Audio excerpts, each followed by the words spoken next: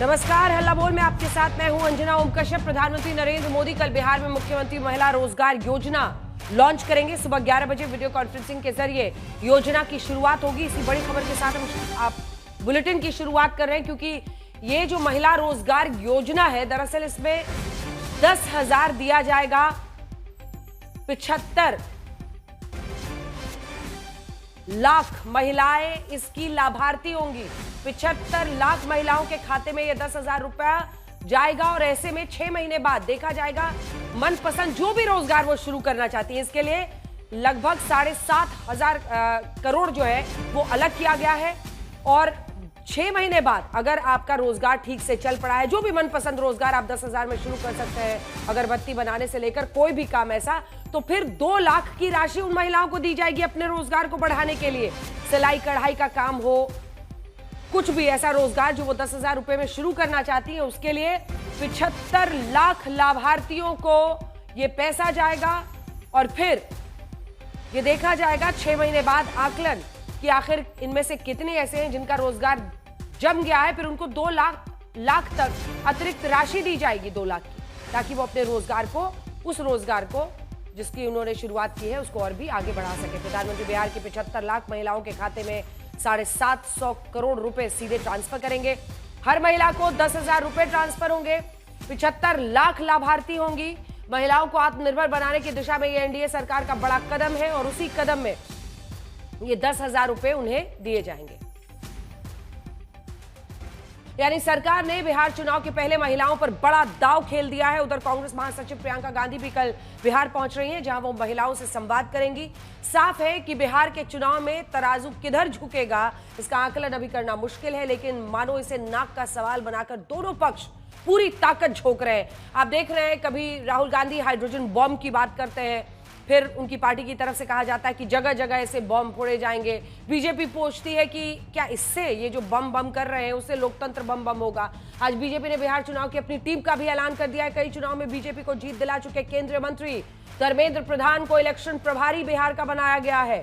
इससे पहले बुधवार को सीडब्ल्यूसी बैठक और अति पिछड़ा संकल्प से राहुल ने भी शक्ति प्रदर्शन किया और इसीलिए आज हल्ला बोल का सवाल है कि दोनों पक्षों की रणनीति तैयार है, किसका बिहार है। पहले ये रिपोर्ट।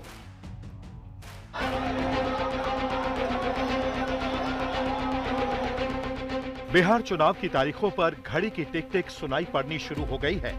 चुनाव आयोग ने बिहार के मुख्य सचिव और वरिष्ठ अधिकारियों को चिट्ठी लिखकर 6 अक्टूबर तक ट्रांसफर पोस्टिंग की प्रक्रिया पूरी कर लेने को कहा है। इसके बाद मुख्य चुनाव आयुक्त ज्ञानेश कुमार बिहार आएंगे और चुनाव की औपचारिक घोषणा की जाएगी।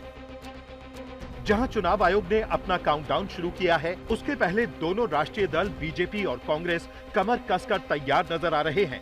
बीजेपी ने आज केंद्रीय मंत्री धर्मेंद्र प्रधान को बिहार चुनाव में बीजेपी प्रभारी बनाया, तो केंद्रीय मंत्री सीआर पाटिल और यूपी के उप मुख्यमंत्री केशव प्रसाद मौर्य सह प्रभारी नियुक्त हुए हैं। आदरणीय मुख्यमंत्री नीतीश कुमार जी की सफल नेतृत्व पिछले 20 सालों में वहाँ हम दायित्व में हैं, एनडीए की सरकार है। माननीय प्रधानमंत्री जी की सहयोग, दूरदृष्टि और उनकी नेतृत्व और नीतीश कुमार जी की नेतृत्व दोनों मिलकर बिहार में फिर लोगों ने हमको सेवा करने का अवसर देंगे, यह हमारा स्पष्ट विश्वास है। इस बीच 85 साल बाद पटना में कार्य समिति की बैठक और बिहार से अति पिछड़ा न्याय संकल्प पत्र जारी करने के बाद कांग्रेस ने घोषणा की है, सांसद प्रियंका गांधी शुक्रवार को महिला संवाद के लिए बिहार पहुंच रही हैं। कल एक संवाद का कार्यक्रम है, महिला संवाद में प्रियंका गांधी जी आएंगी और कल ही 3 बजे मोतिहारी में आदरणीय माननीय प्रियंका गांधी जी का जलसा आम से वो खिताब करेंगी। कांग्रेस ने बिहार में कार्य समिति की बैठक के बाद जहां अति पिछड़ा, आरक्षण और महिला जैसे विषयों को जोर शोर से उठाना शुरू किया है, तो वहीं वोट चोरी उसका सबसे फेवरेट टॉपिक है। बीजेपी के लोगों तैयार हो जाओ, हाइड्रोजन बम आ रहा है। कांग्रेस दावा कर रही है कि राहुल गांधी के द्वारा वोट चोरी के कथित खुलासे से डरकर ही चुनाव आयोग ने वोटर लिस्ट में नाम जोड़ने या काटने के लिए आधार से ई साइन करने का नियम अपनाया है। इस बीच कांग्रेस की डिक्शनरी में हाइड्रोजन बम से लेकर प्लूटोनियम बम तक आ गए हैं। जवाब बीजेपी का भी तैयार है। राहुल जी ने कहा कि कि अगले 1 महीने में मिनी हाइड्रोजन बम, यूरेनियम बम, प्लूटोनियम बम, अलग अलग बम फोड़ने वाले हैं अलग अलग जगहों में। तो नवंबर के एंड में ही प्लूटोनियम बम फट जाएगा। जब हार जाएगी कांग्रेस पार्टी तो सभी बम एक ही साथ फटेंगे, चिंता मत करिए। सब हाइड्रोजन, एटम और प्लूटोनियम बम फटेगा, कांग्रेस पूरी तरह ध्वस्त होगी। अपने ही बम, जो बम बनाता है उसी बम से उसी का नाश होता है। जो गड्ढा खोदता है उसी गड्ढे में गिर के समाप्त होता है। तो राहुल गांधी जी बम बनाए, देखिए डेमोक्रेसी का बम बम होगा और बम बनाने वालों का गम गम होगा। बिहार के चुनाव में दोनों खेमों के क्षेत्रीय दल जमीन पर भले खूब मेहनत कर रहे हों, लेकिन नैरेटिव की लड़ाई में आमने सामने बीजेपी और कांग्रेस ही हैं। और इसीलिए बिहार चुनाव राष्ट्रीय स्तर पर इतनी सुर्खियां बटोर रहा है और इसने एनडीए और महागठबंधन की सीट शेयरिंग को भी दिलचस्प बना दिया है। ब्यूरो रिपोर्ट, आज तक। तो एक तरफ हाइड्रोजन बॉम्ब, प्लूटोनियम बॉम्ब को लेकर चर्चा हो रही है, तीसरी तरफ लोकतंत्र कैसे बम बम होगा इसकी चर्चा हो रही है। तो दूसरी तरफ अब आप देखिए ये जो स्कीम लॉन्च हो गया है, महिला रोजगार योजना, ये कितना बड़ा गेम चेंजर साबित होगा, इन सब पर चर्चा करेंगे। सुधांशु त्रिवेदी राष्ट्रीय प्रवक्ता और सांसद बीजेपी के हमारे साथ जुड़ गए हैं। अभय दुबे राष्ट्रीय प्रवक्ता कांग्रेस पार्टी के जुड़ गए हैं। सुबोध मेहता प्रवक्ता आरजेडी के, अरविंद वाजपेयी प्रवक्ता चिराग पासवान यानी एलजेपीआर के हमारे साथ इस चर्चा में जुड़ गए हैं। सुधांशु त्रिवेदी जी, मामला टक्कर का रहा था जब बात महिलाओं की हो रही थी पिछले चुनाव में, क्या यही वजह है कि इतना बड़ा दाव आपने खेल दिया है? पिछले बार के अगर हम आंकड़े दिखाएं तो महिला वोटरों ने किसे वोट दिया? उसमें एनडीए 38%, बहुत करीब, महागठबंधन 37% के साथ था और अन्य को 25% दी गया था। बड़ा स्कीम आपने लॉन्च किया। आप ये कहेंगे कि आप देखिए चुनाव आया है तो आप लोग स्कीम लाए हैं। देखिए ऐसा है, महिलाओं के बारे में जो हमारा कमिटमेंट है उसका चुनाव से कोई लेना देना नहीं है। मैं याद दिलाना चाहता हूं, प्रधानमंत्री बनने के बाद प्रधानमंत्री श्री नरेंद्र मोदी जी ने 15 अगस्त 2014 को लाल किले की प्राचीर से जिस चीज की घोषणा की थी उसमें क्या था? बेटी बचाओ बेटी पढ़ाओ। और ये शौचालय की योजना, ये किसके लिए थी? इसका सबसे ज्यादा सीधा प्रभाव महिलाओं से था। और कई पॉलिटिकल पंडितों ने तो यह कहा था कि बेटी बचाओ बेटी पढ़ाओ एक सामाजिक विषय है, इसका राजनीति से लेना देना नहीं है। मगर जब मोदी जी आए थे तो वो समाज का विचार बदलने के लिए आए थे और केवल इसके लिए नहीं आए थे कि कोई राजनीति करनी। इसीलिए 2024 पहला वर्ष बना है जब नए जो नवजात शिशुओं में लड़कियों की संख्या लड़कों से अधिक बन के आई है, यानी इसके अंदर एक भारी अनुपात दिखाई पड़ा। फिर इसके बाद बताइए, प्रधानमंत्री आवास योजना में आज जो 4 करोड़ में से 3 करोड़ महिलाएं हैं जिनके पास अपना रजिस्ट्रेशन है, यानी मकान की रजिस्ट्री। गरीब वर्गों की मैं चुनौती से कहता हूं, हमारी सरकार आने से पहले पहली बात तो गरीब वर्गों के पास मकान ही नहीं होता था, और गरीब वर्ग की कोई महिला सोचे कि मकान होगा और रजिस्ट्री में उसका नाम होगा, यह सोच से परे थी। और मैं दूसरी बात याद दिला दूं, जब हमारी सरकार केंद्र में नहीं आई थी तो याद करिए, लाडली लक्ष्मी योजना तो मध्य प्रदेश में बहुत पहले से चल रही थी और ये शिवराज जी का नाम मामू उसी जमाने में पड़ा था कि कोई बिटिया पैदा हो तो चिंता मत करना, मामू है तुम्हारा ख्याल रखने के लिए। तो भारतीय जनता पार्टी की एक सुव्यवस्थित सोच है। प्रधानमंत्री मोदी जी महिलाओं के उत्थान के लिए निरंतर, और मुद्रा योजना में 60% लाभार्थी महिला हैं, द्रोण दीदी और वो सारी चीजें, वो सब तो अपनी जगह चल रहा है। इसलिए आज जो कुछ भी हो रहा है वो उस सोच के तहत हो रहा है कि समाज के हर वर्ग को स्थान देना है, जिसे प्रधानमंत्री जी ने GYAN ज्ञान कहा था ना, गरीब, युवा, अन्नदाता और नारी शक्ति। और अगर 100 बातों की बात देखें तो हमारे नए संसद भवन का श्री गणेश हुआ था सितंबर 2023 में, गणेश चतुर्थी के दिन। बड़ा कलेजे पे सांप लोटा था लोगों के। मगर जो पहला विधेयक पारित हुआ नए संसद भवन में, वो क्या था? नारी शक्ति वंदन अधिनियम।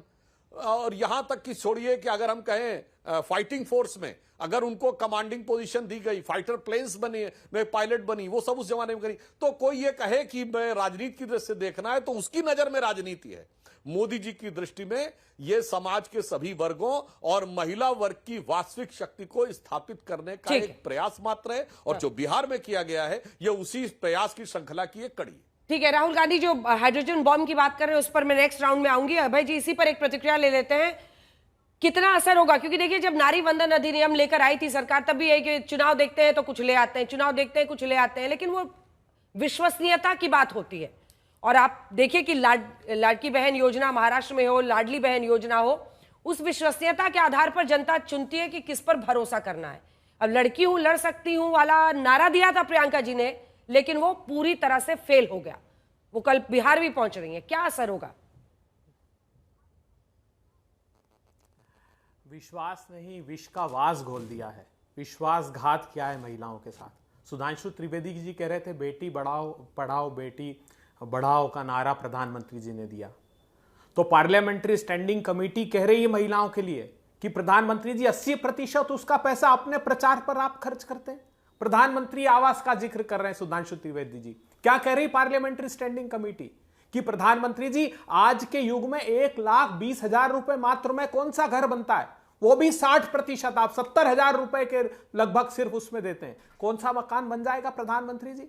सच में बेटियों की चिंता होती तो आज जो मुजफ्फरपुर की बेटी है जिसको 20 घाव किए, जो बलात्कार का शिकार हुई, रेंगते रेंगते ईंट भट्टे के पास आई, मुजफ्फरपुर का सरकारी अस्पताल लिख लिख कर थक गया कि इसे पटना में रेफर करो, लेकिन प्रधानमंत्री जी की 4 दिन बाद रैली थी, बड़ा मुद्दा ना बन जाए इसलिए रेफर नहीं किया, फिर पटना मेडिकल कॉलेज में रेफर किया प्रधानमंत्री, तो 8 घंटे तक वो एम्बुलेंस में तड़पती रही। राजेश राम हमारे प्रदेश अध्यक्ष एम्बुलेंस के पास खड़े रहे, लेकिन दिल नहीं पसीजा, उसने दम तोड़ दिया। यह है आपकी असली चेहरा। 1000% एब्डक्शन के, अपहरण के प्रकरण बढ़ गए बिहार में, 98% पेंडेंसी है, 1 लाख से अधिक महिला अपराध के मुकदमे बिहार में पेंडिंग है। प्रधानमंत्री जी, क्या आपको वो दिखाई नहीं देते? प्रधानमंत्री जी, ऐसी ही घोषणा तो आपने चुनाव के वक्त, अभी सुधांशु त्रिवेदी जी कह रहे थे 1 करोड़ युवाओं को 500 टॉप कंपनी में रोजगार दूंगा, मैं था अंजना जी के साथ उस शो में, क्या हश्र हुआ उसका बताइए? अभी पार्लियामेंट्री कमेटी ने कहा कि सिर्फ 28,000 लोगों को उससे रोजगार मिले,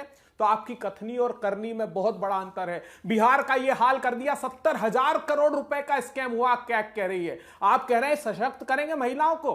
14 करोड़ की आबादी है बिहार की, उसमें से 9 करोड़ लोग जो हैं 67 रुपीज रोज पर जिंदा हैं। ये आपके कास्ट सर्वे से खुलासा हुआ। प्रधानमंत्री जी क्या कहा था, 2-2 लाख रुपए उन 94 लाख फैमिलीज को देंगे जो 40 रुपए रोज तक कमाती है। उस स्कीम का क्या हुआ? अब सिर्फ मुंह दिखाई कर रहे हैं चुनाव के वक्त 10,000 रुपए की। अरे कांग्रेस पार्टी ने कहा है 2,500 रुपए महीना हम देंगे, 20,000 रुपए आते ही महिलाओं के खाते में डालेंगे, और 10,000 रुपए में कौन सा उद्योग स्थापित करेंगे? बताइए तो सही आपको। एक ठेला भी आज के युग में 10,000 रुपए में नहीं आता। सुधांशु जी इसका जवाब दीजिए। जो वादे किए थे आपकी सरकार ने, उसको निभाने का वक्त है। ठीक है, सुधांशु जी कह रहे कौन सा रोजगार शुरू हो जाएगा 10,000 में? अब समझ में नहीं आता है। ये लोग अपने मुंह से बोल चुके हैं कि मुद्रा योजना में जो औसत जो दिया जा रहा है लोन, वो 48-50 हजार रुपए है। अब ये 10,000 लेके चले आए। यही तो बड़ा समझ में आता है, ये डाटा कहां से लाते हैं, ये अपने आप में बड़ी विचित्र बात है। अब ये डाटा सीमा के इस पार से आता, सीमा के उस पार से आता है। जनता इस मामले में बहुत समझदार है, मगर खाली थाली किसे दी जाती है? मैं अभय जी से वो याद दिलाना चाहता हूं। अंजना जी, लड़की हूं, लड़ सकती हूं, कब बोला था प्रियंका जी ने? यूपी के चुनाव के समय, और कहा था उत्तर प्रदेश में कांग्रेस 50% टिकट देगी महिलाओं को, और उसी के साथ उत्तराखंड में हो रहे थे चुनाव और पंजाब में हो रहे थे, जहां कांग्रेस सत्ता में थी और या मुख्य विपक्षी दल थी, यानी जहां पर कुछ हैसियत थी। उत्तराखंड में नहीं दूंगे, उत्तराखंड में थोड़ी देंगे। कहां देंगे? पंजाब में नहीं देंगे। यूपी में जहां फटक चंद गिरधारी, ना लुटिया ना थारी, 30-35 साल से कांग्रेस की स्थिति है, उसमें कहते महिलाओं को देंगे। तो कौन झुंझुना थमाता है और कौन ईमानदारी से काम करता है? अभय जी, ये देश को भली भांति पता है। इसीलिए विश्वसनीयता के इस संकट के कारण आप लोगों के सामने स्थिति होती है कि कथनी कुछ और करनी कुछ। इसी कारण से यह परिस्थितियां उत्पन्न होती। मैंने तो इतने सारे एग्जाम्पल्स गिनाए थे, और रही बात इसकी केस बाय केस, तो मैं भी बहुत सारे गिना सकता हूं कि राजस्थान इसलिए सबसे ज्यादा वहां पे बलात्कार होते हैं कि मर्दों वाला प्रदेश है। बोला था ना आपके मंत्री ने, और बड़े वरिष्ठ मंत्री थे, और जलवायु जलाल से मंत्री रहे। और उसके बाद अशोक गहलोत जी बोले थे 59.5% केस फर्जी होते हैं जो महिलाओं के अत्याचार के होते। बड़े प्रिसाइज आंकड़े के साथ बोले थे। लड़कों से गलती हो जाती, छोड़िए वो सारे विषयों के ऊपर हम वो नहीं करना चाहते। आज ऑब्जेक्टिव बात करिए कि महिलाओं के विकास के लिए किसने क्या किया है और किसने क्या डिलीवर करके दिखाया है और किसने केवल थोथी नारेबाजी की है। यह देश की जनता के सामने बहुत स्पष्ट है। ठीक है, एक छोटा सा जवाब इसका अभय जी दे दीजिए। ठीक है, पूरा कीजिए, बिहार में जो महिलाएं, पूरा कीजिए। एक लाइन कह दूं अंजना जी, जो 35-40 साल से उम्र की महिलाएं होंगी जिनको लालू का यादव का शासन याद होगा, राजद का, उनके दिल से पूछिए कि महिलाओं की क्या स्थिति थी घर से बाहर निकलते समय बिहार में। भाई 20 साल से पहले की उम्र में जो भी लोग रही होंगी, यानी 40 साल 35 साल से ऊपर की जो महिलाएं होंगी, सब अपने दिल में जो सोच रही होंगी ना, मेरी बात पे भरोसा करिए ना अभय दुबे जी के, वो अपने दिल में बता सकती हैं कि अभय जी अब आप मोर्चा संभालिए और सुनिए। अफसर की पत्नी के साथ रेप होता रहा और कुछ नहीं हो पाया। अभय जी सुनिए, ये जब 75 लाख महिलाओं के पास जाएगा 10,000 कि अपने मन का रोजगार, आप कह रहे थे क्या हो सकता है, मतलब अगरबत्ती बनाने से लेकर सिलाई मशीन के जरिए काम करने की शुरुआत एक हो सकती है कई महिलाओं के लिए, एक सबल उनको बनाने की प्रक्रिया की शुरुआत हो सकती है घर बैठे बैठे।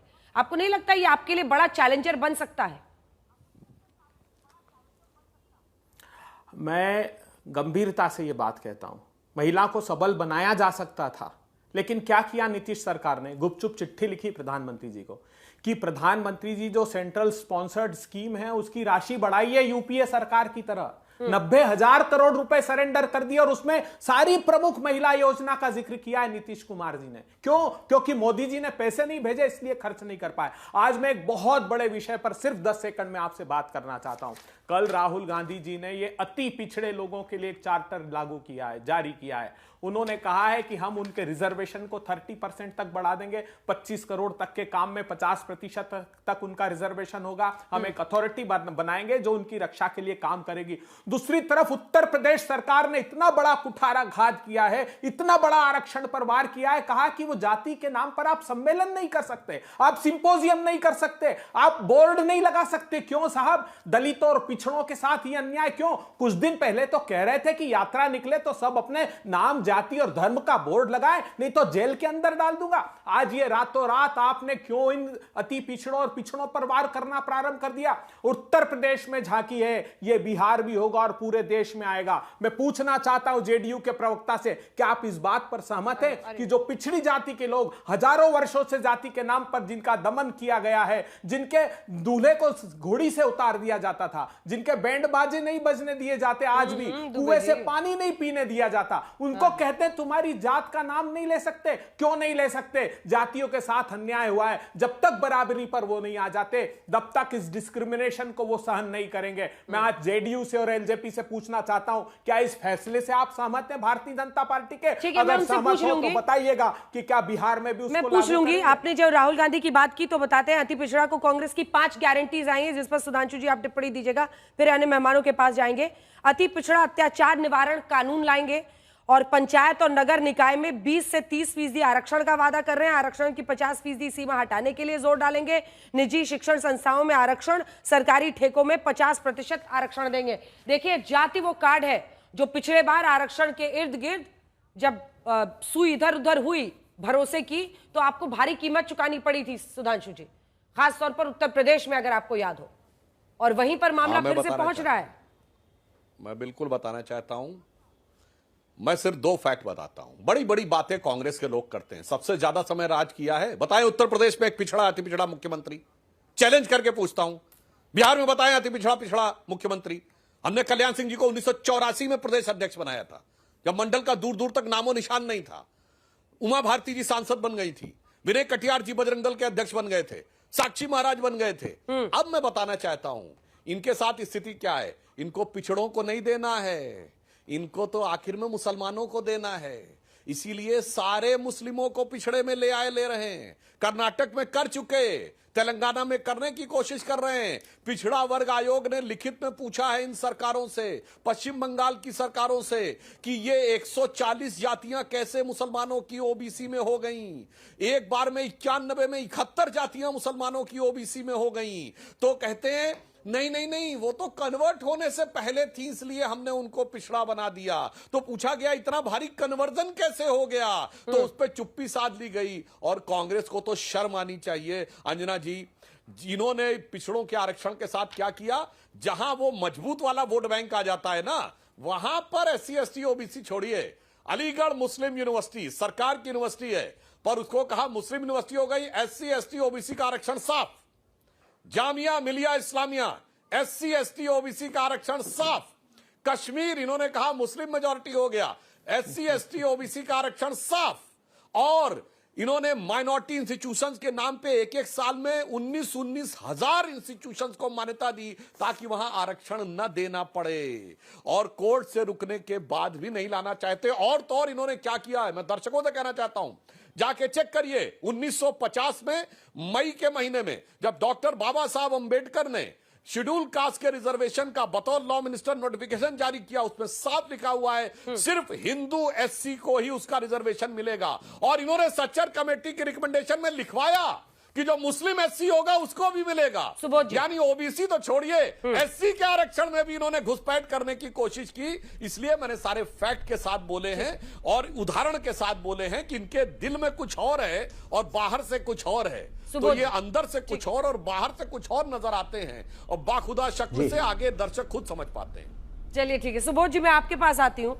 ये EBC plus OBC is equal to Bihar में जीत, इसको हमने बड़ा सरल बना के बताया है प्रतिशत के हिसाब से कि EBC वहां 36% है, OBC वहां 27% है, मिलाकर होते हैं 63%। 18% वहां पर मुस्लिम है, 14% यादव है। वो यादव भी इसी OBC में शामिल करके आपके लिए गैर यादव OBC और EBC सबसे बड़ा चैलेंज रहे हैं बिहार में।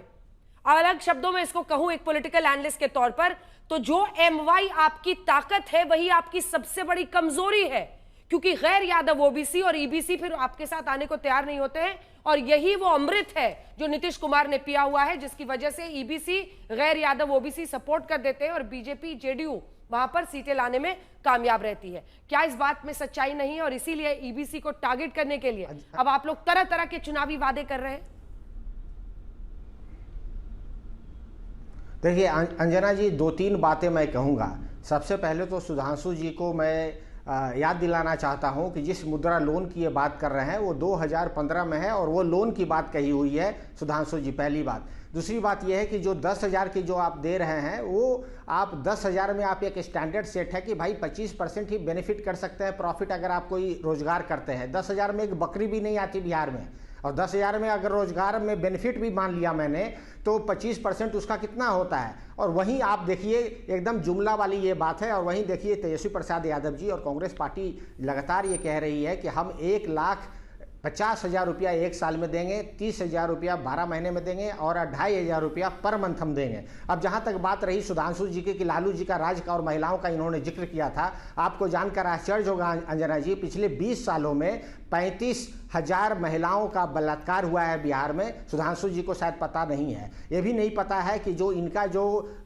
पूरा जो स्ट्रक्चर है जो कि कास्ट सर्वे में निकल कर आया, 60% भूमिहीन है। किसको ये घर दे रहे हैं? अगर ये कास्ट सेंसस हो जाता, नेशनल सेंसस, तो ये पता चल जाता कि भाई सोशियो इकोनॉमिक डाटा में कि कितना को इन्होंने घर दिया। ये सेंसस नहीं होने देना चाहते हैं। अब आइए बात आप पे, जो आपने बात कहा कि देखिए प्रजातंत्र की प्रजातांत्रिकरण की पूरा प्रक्रिया संविधान के निर्माताओं ने अंकित किया है संविधान में। इसको लेकर तीव्र गति से 90 के दशक में पूरे भारत में ये जो है ये जनता दल का चक्र जो है आगे की तरफ गया, और ये लगातार ये जो है प्रजातांत्रिकरण जमीनी सतह पे जा रहा है। हम जानते हैं कि OBC में भी लोग एम्पावर हुए हैं, जिसका कि उत्तर प्रदेश और बिहार में खासकर ये दिख रहा है कि पूरा पार्लियामेंट 90 के बाद बदल गया, पूरा असेंबली 90 के बाद बदल गया। अब जहां तक बात रहती है कि नीचे की सतह पे अभी जाना है प्रजातंत्र को, तो इसके लिए तेजस्वी प्रसाद यादव जी ने लगातार कहा है कि सामाजिक न्याय के साथ साथ आर्थिक न्याय की हम बात करेंगे। तो सामाजिक न्याय के तर्ज पर ही हम लोगों ने EBC को, जो आप नीतीश कुमार जी की बात कर रहे हैं, देखिए नीतीश कुमार जी जानते हैं कर्पूरी ठाकुर के समय सबसे बड़ा अगर कोई विरोधी था कर्पूरी ठाकुर जी का तो वो नीतीश कुमार जी थे। और जो सुधांशु जी की जो पार्टी थी उन्होंने क्या नहीं बोला जो है हमारे भारत रत्न कर्पूरी ठाकुर को। अब हम लोग लालू प्रसाद यादव जी उस दौर में हैं जहां पे बाबरी मस्जिद को डिमोलिश किया गया, कौमी एकता का प्रतीक बिहार बना और वहां पर यूनिटी की बात हुई और हम तीव्र गति से आगे बढ़ रहे थे। अब लग रहा है कि हमारे जो साथी थे, जो हमारी ईबीसी है, वो कहीं ना कहीं छूट रहे हैं, तो उसको हम फिर से मुख्य धारा में लाने के लिए, alienated section of the society है, उसको मुख्य धारा में लाने के लिए ही कल आप देखिए हम लोगों ने अति पिछड़ा न्याय संकल्प दिया है। मुख्य धारा में लाने के लिए या चुनाव के पहले उनको ये बताने के लिए कि हमको वोट दीजिए, आपको फायदा होगा, ये जनता पर छोड़ते हैं, क्योंकि ये जितनी कोशिशें हो रही हैं और जात के आधार पे हो रही है। एक सेकंड रुक के लौट रहे हैं अरविंद वाजपेयी जी, आप अभय जी की बातों का जवाब दीजिए। वो कह रहे हैं जाति के आधार पर सम्मेलन करने में यूपी में बैन लगा दिया है। चिराग पासवान की पार्टी से, ऐसे तमाम पार्टियों से जो खास तौर पर जाति के आधार पर अपना अस्तित्व बनाकर रखती हैं, उन सबसे पूछ रहे हैं कि फैसला पसंद है ना, तो कबूल है? उत्तर प्रदेश, अभय जी ने जो नोटिफिकेशन देखा उत्तर प्रदेश सरकार ने जो इश्यू किया है, जरा उसको पढ़ लें प्लीज। उसमें ओबीसी और पिछड़े वर्ग के लिए कोई बार नहीं है। आप कर सकते हैं, प्रदर्शन भी कर सकते हैं, सम्मेलन भी कर सकते हैं, सब कुछ कर सकते हैं, तो गुमराह ना करिए। गलत बात बोल रहे हैं, आप पढ़ लीजिए ना, आप देख लीजिए। बोल रहे हैं आप। अरे आप पढ़ लीजिए अभय जी आप पढ़ लीजिए। अरविंद वाजपेयी जी, आप पढ़ लीजिए पहले नोटिफिकेशन। आप समझदार आदमी हैं, पढ़ लीजिए। हमने पढ़ अरे लिया भाई आप पढ़ लीजिए नोटिफिकेशन। आप नोटिफिकेशन, अरे अगर भाई ऐसा है तो बोलिए कि हम विरोध में। कौन मुंह चुराए? आप अगर ऐसा है तो बोल दीजिए विरोध। अरे भाई नोटिफिकेशन पढ़िए, देखिए नोटिफिकेशन पढ़ लीजिए और नोटिफिकेशन जब भी सस्टेन करेगा, अरे सुन लो, सुन तो लीजिए, अरे सुन लीजिए प्लीज, सुन लीजिए अभय जी, सुन लीजिए। अगर notification contrary to the constitution होगा तो कोर्ट में, अरे मैं क्या जवाब दे रहा हूं, सुनिए ना आप, आपके हिसाब से थोड़ी जवाब मिलेगा। जवाब ये है कि कॉन्स्टिट्यूशन के हिसाब से अगर नोटिफिकेशन ठीक होगा तो वो सस्टेन करेगा। अच्छा ये बताइए, जाति के आधार पर सम्मेलन कर सकते हैं कि नहीं, इसका जवाब दीजिए। आप तो कर सकते हैं, सिंपोजियम कर सकते हैं। आप सवाल एक ही सवाल रिपीट कर रहे हैं ना सर। आपके बीच में अगर कोई ऐसा लग जाता आपके पीछे तो फिर आपको भी मुश्किल होती, तो थोड़ी सी मर्यादा रखिए सर, बोलने दीजिए उनको। जवाब हम दे नहीं, मुश्किल का नहीं है, हमें मुश्किल का नहीं है, जवाब है नहीं हमारे पास। 70 के दशक में जाइए, 70 के दशक में जाइए, हम लोगों ने जाति हटाने का अभियान चलाया था और बिहार में खास तौर से अपने नाम के आगे हम लोग जातियां नहीं लगाया करते थे। भूल गए वो दिन? देखिए जाति प्रथा है, ये एक सच्चाई है, लेकिन जाति के नाम पे एट्रोसिटीज भी नहीं होनी चाहिए। जाति के नाम पे उनके उत्थान की बात होनी चाहिए, ये हम लोग करते आए हैं। अब इन्होंने एसआईआर का मुद्दा छोड़ दिया, उसको पीछे कर दिया, अब आ गए रिजर्वेशन पे। रिजर्वेशन का इनसे पूछना चाहता हूं, इतने खैरख्वाह बन रहे हैं तो मंडल कमीशन क्यों नहीं लाए थे? कौन लाए थे मंडल कमीशन? स्वर्गीय Ramvilas Paswan ji labour welfare minister थे, वीपी सिंह प्रधानमंत्री थे, हम ही ने चिंता की, हम ही ने उसको लागू कराया। बाबा अंबेडकर साहब का तैल चित्र किसने लगाया था पार्लियामेंट में? आप लोगों ने तो नहीं लगाया। आपके कहने की बातें और हैं, चुनावी एजेंडे की बातें और हैं, जब प्रैक्टिकल होते हैं तो उनका लागू नहीं, तब उनको ध्यान नहीं आता है। SC/ST एक्ट आपको याद होगा अंजना जी, सुप्रीम कोर्ट ने डाइल्यूट किया था इसी सरकार में, स्वर्गीय रामविलास पासवान जी जब थे, जाके उन्होंने उसको बिल्कुल रिस्टोर करवाया। तो हम लोग तो उसी समाज से आते हैं और हम लोग जब सत्ता में हैं सबसे पहले उस समाज की भलाई की बात करते हैं। और उस समाज की क्यों, समाज का जो भी पिछड़ा वर्ग है, ओबीसी आयोग किसने बनाया? 70 साल में इन्होंने तो नहीं बनाया ओबीसी आयोग, हम लोगों ने आके बनाया। तो हम लोग कहते नहीं है, काम करते हैं। जिस बिल्डिंग की नींव रखेंगे उसका उद्घाटन भी करते हैं, और इसीलिए डबल इंजन की सरकार चल रही है बिहार में। पिछले 11 सालों में 14 लाख करोड़ रुपया दिया है, महिलाओं को रिजर्वेशन दिया है। 65% रिजर्वेशन किस सरकार ने किया? नीतीश सरकार ने किया। और वो लेकिन चूंकि सुप्रीम कोर्ट में पेंडिंग हो गया, इसलिए वो 9 शेड्यूल में नहीं आ पाया, नहीं तो उसको भी 9 शेड्यूल में डालने की तैयारी थी, रिकमेंडेशन करके भेजा गया था। तो हम लोग प्रैक्टिकल लोग हैं, हम समाज के लिए, हमारा इतिहास है कि हम काम करते आए हैं और काम करते रहेंगे। छोटा सा जवाब, इसीलिए ये लोग 20 साल से उसके बाद 20 साल से बाहर हैं, इसीलिए बाहर है। एक छोटा सा जवाब, लेकिन अभय जी साथ में बताइए ना, हमेशा हाइड्रोजन बॉम्ब, प्लूटोनियम बॉम्ब, पता नहीं कौन कौन सा, प्लैटिनम बॉम्ब, कौन सा बॉम्ब है, कब आएगा ये बॉम्ब, और इससे कैसे लोकतंत्र बम होने वाला है? कुछ बताइए, कुछ समझ ही नहीं आ रहा। बीजेपी वाले कह रहे हैं फुस हो गया, कभी अनाउंस करते हैं फिर नहीं बताते हैं, फिर कहीं और बता देते हैं। आपके कई प्रशंसक भी कह रहे हैं कि मामला ऐसे ही चल रहा है। अंजना जी, इससे बड़े प्रमाण और क्या 2 बार राहुल गांधी जी ने दिए। हजारों जो एक जवाब आज तक इलेक्शन कमीशन का नहीं आया। देखिए, वहीं से हमें इस बात की आशंका हो गई जब चीफ इलेक्शन कमिश्नर ने 11 राजनीतिक दलों को कहा कि बिहार में 20% तो वोट कटेंगे। कैसे कटेंगे साहब? जब एसआईआर की प्रक्रिया चालू नहीं की तब कैसे कटेंगे? और सारे राजनीतिक दल जो सत्ताधारी थे वो चुप्पी साध कर बैठे थे। हमने प्रमाण पर प्रमाण दिए। विनोद सिंह रोता रहा कि मेरी मां निर्मला देवी को जीते जी प्रधानमंत्री जी मार दिया आपने एसआईआर की लिस्ट में। जहां गिरिराज सिंह जिस भतीजे का श्राद्ध करके आए वो लिस्ट में आ गया। तो कौन सी हस्ताक्षर कराए बीएलओ ने जाकर घर पर? प्रमाण नहीं दिए। राहुल गांधी जी ने पूछा कि आप हमको जो मशीन रीडेबल वोटर लिस्ट दे दीजिए, क्यों प्रोवाइड आपने नहीं कराई? राहुल गांधी जी ने साफ पूछा कि हमको जो ओटीपी की ट्रेल है वो दे दीजिए, हमको आईपी एड्रेस दे दीजिए, क्यों? इलेक्शन कमिशन ने 18 चिट्ठियां लिखी और वो सार्वजनिक की हमने। जो कर्नाटका की यूनिट ने लिखी चिट्ठी इन्वेस्टिगेशन कर रही थी तो क्यों नहीं दी? क्या पाप छुपाना चाहते हैं? सुधांशु जी अब इसका भी जवाब दीजिए। सुधांशु जी अब इसका भी जवाब दीजिए। और जो ये चयन हुआ है, जो बीजेपी की बिहार की टीम तैयार हुई है, उसमें भी एक संकेत दिख रहा है और वो संकेत साफ है। धर्मेंद्र प्रधान चुनाव प्रभारी बनाए गए हैं, जो कि वर्तमान पद उनका केंद्र मंत्री का है, ओबीसी समाज से आते हैं। सीआर पाटिल साहब मराठा समाज से आते हैं, केंद्रीय मंत्री हैं।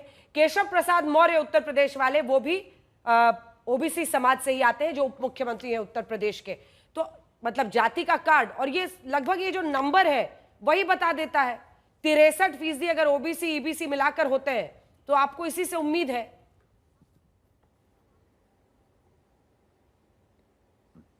देखिए, जो लोग ये कह रहे हैं कि हम कोई चुनाव की दृष्टि से जात का कार्ड खेल रहे हैं, तो मैं स्पष्ट बताना चाहता हूं। जब संख्या गिनानी है तो बताइए। बिहार में आज तक हमारे 4 डिप्टी सीएम हुए। सीएम तो हमारा नहीं हुआ कभी, तो डिप्टी सीएम हुए। तो हमारे वर्तमान में सम्राट चौधरी जी, इससे पहले तारकेश्वर जी, रेणुका जी, और उससे पहले स्वर्गीय सुशील मोदी जी, 4 ओबीसी। और अभय दुबे जी के प्रांत के 4 मुख्यमंत्री हुए। शिवराज सिंह चौहान जी, बाबूलाल गौड़ जी, उमा भारती जी, मोहन यादव जी, 4 ओबीसी। उत्तर प्रदेश में कल्याण सिंह जी सीएम और केशव मौर्य जी डिप्टी सीएम। 10 ठो तो यही हो गए मान्यवर। अब आइए, अगर प्रधानमंत्री मोदी जी को इंक्लूड कर लिए तो 11। मैं चैलेंज करके कहता हूं, ये 11 अलग अलग जातियों, इसमें 2 लोग एक एक जाति के हैं। कल्याण सिंह जी, उमा भारती जी एक जाति के थे। इस 11 में से 9 लोग 9 अलग अलग जातियों के हैं। बाबूलाल गौड़ जी और मोहन यादव जी भी एक जाति के थे, यादव। चैलेंज करके पूछता हूं, दिखाओ मेरे भाई किसी 8 ओबीसी को तुमने बनाया हो। और ओबीसी के नाम पर राजनीति करने वाली पार्टियों ने अपनी जाति में किसी दूसरे व्यक्ति को नहीं बनाया।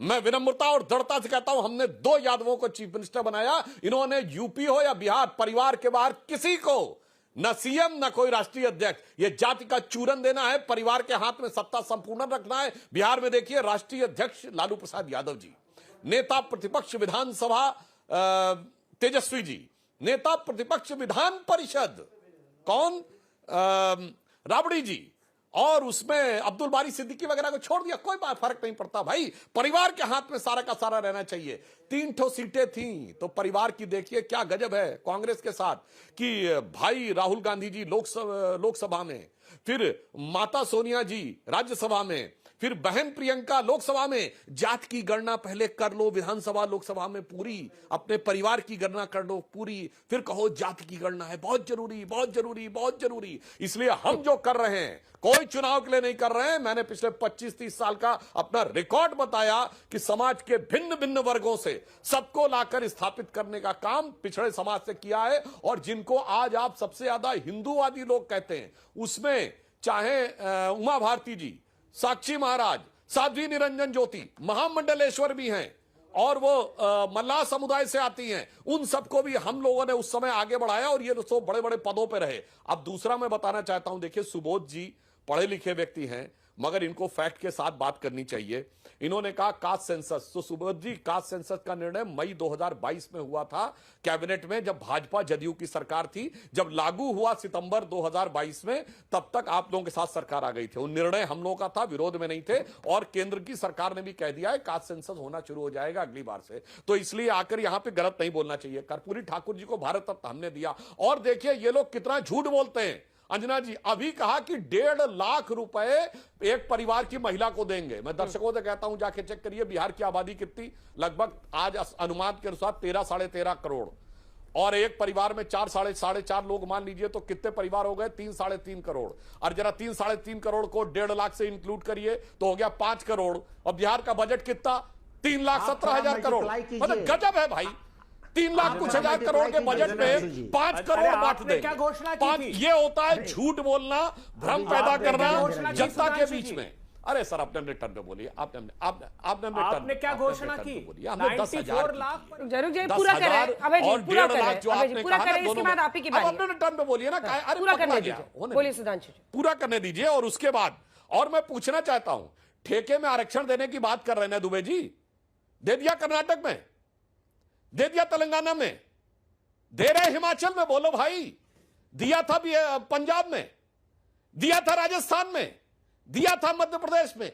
यह है झूठ के नाम पर। देखिए हमारा सिद्धांत क्या है अंजना जी, मोदी जी के नेतृत्व में भाजपा का सिद्धांत है सभी जातियों की पहचान, सभी जातियों का सम्मान, सभी जातियों का उत्थान। और इनका है केवल परिवार को सम्मान, परिवार को मिष्ठान, इसके लिए जातियों में घमासान।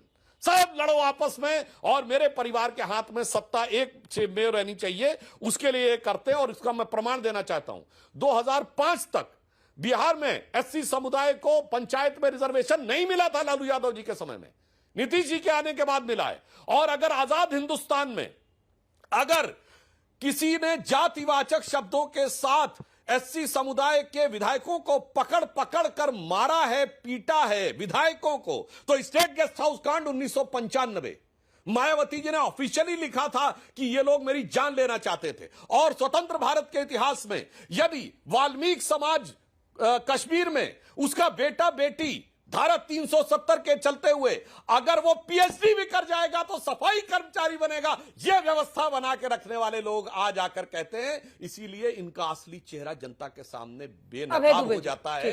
ये क्यों कर रहे हैं? सत्ता की छटपटाहट है, मछली की तरह तड़प रहे हैं कांग्रेस सत्ता के बाहर। इसलिए जो करना है तो जो भी है इस तरह के पैतरे अपना 2020 के हम दिखाना चाहते हैं जो वोटिंग पैटर्न जाति के हिसाब से रहा है, क्या यही मजबूरी है? क्योंकि ब्राह्मणों में अगर आप देखिए तो 15% महागठबंधन को गया और 52% एनडीए को। वैसे ही भूमिहारों का वोट अगर देखिए तो 51% गया एनडीए की तरफ और 19% महागठबंधन को। राजपूत 55% एनडीए की तरफ, आपकी तरफ 9%। लेकिन यादव वोट जब आया तब अभय दुबे जी और मेहता जी 83%। और इसको समझिए, आप लोगों को सबसे बड़ा डर यही रहता है कि एंटी यादव कंसोलिडेशन अगर हो गया तो फिर एनडीए को फायदा हो जाएगा। और ये 83% जो एक मुश्त आकर आपको जिताने के लिए आता है, वो शायद यही मैं कह रही थी कि शायद सबसे बड़ी जो महागठबंधन की ताकत है वही आपकी सबसे बड़ी कमजोरी है। अब कुर्मी देखिए, चूंकि नीतीश कुमार उस समुदाय से आते हैं तो उनकी आबादी सिर्फ 3%, लेकिन 81% आता है एनडीए को वोट देने, 51% कोयरी है, रविदास जो है उनमें से 27% है। यहां पर आपको थोड़ा एज दिखता है, 34 आपकी तरफ है, वरना जो दुसाद भी आप देखिए वो सबसे ज्यादा 32% चिराग पासवान की पार्टी को, एलजेपी को, उस वक्त एलजेपी 17%। और जो कि जबकि एनडीए के हिस्से में नहीं लड़े थे चिराग पासवान पिछली बार, वो अलग लड़े थे। और इधर मुस्लिम देखिए 5% इधर है, उधर 76% है। ये साफ बताता है ना, यही मैं कह रही थी, ये जो MY है ना वो बाकियों को खदेड़ देता है अभय जी। इसीलिए आपको अति पिछड़ों के लिए इतने फैसले और ऐलान करने पड़ रहे हैं। नहीं, मैं बहुत स्पष्टता से कहता हूं, मैं उस डिबेट में नहीं जाता। लोगों ने देखा है कैसे उमा भारती जी जिनका जिक्र किया, वो भारतीय जनता पार्टी के लिए क्या कहती थी, कितना प्रताड़ित किया कि उनको पार्टी छोड़नी पड़ी, कल्याण सिंह जी को कितना प्रताड़ित किया, उनको पार्टी छोड़नी पड़ी, ये सब देश भर ने देखा। भोला पासवान शास्त्री हमारे दलित मुख्यमंत्री बिहार में 3 बार रहे, हमको आपसे सर्टिफिकेट की आवश्यकता नहीं।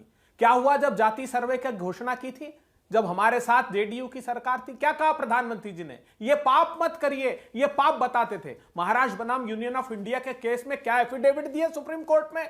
इन्होंने कहा कि नहीं, हम नहीं कराना चाहते। और जो कांग्रेस पार्टी ने जाति सर्वे कराया, जाति का सेंसस कराया था, उस पूरी की पूरी रिपोर्ट को छुपा लिया आपने, क्यों जारी नहीं की? और ये कहा इन्होंने कि हजारों आपने कर्नाटका का क्यों नहीं दिखाया दुबे जी? सेंसस रजिस्ट्रार दुबे जी, आपने कर्नाटका का क्यों छिपा लिया? अरविंद, कर्नाटका का हो रहा है जैसे, सुनिए 1 मिनट, एक और खुलासा करता हूं। नहीं, कर्नाटका का बताइए ना पहले, फिर खुलासा करते रहिएगा। मैं खूब बम फोड़िए, लेकिन पहले बताइए कि कर्नाटका का क्यों छुपा लिया?